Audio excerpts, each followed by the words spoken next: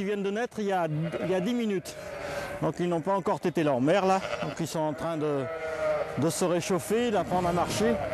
La semaine dernière, 400 agneaux comme celui-ci sont nés dans cet élevage de brebis de Pérignac.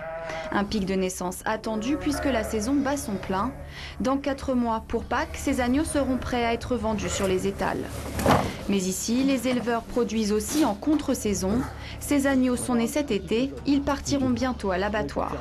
Les agneaux partent entre 35 et 40 kilos. D'accord, celui-là il va attendre combien de temps encore? Au moins une semaine. Une semaine, oui. Objectif, lisser la production sur l'année et faire que l'agneau devienne aussi un plat de Noël et du réveillon. C'est un phénomène tout à fait naturel, puisqu'il n'y a pas d'artificialisation, sauf qu'on a utilisé des races de mer qui permettent d'avoir des chaleurs à des moments un peu variables dans l'année.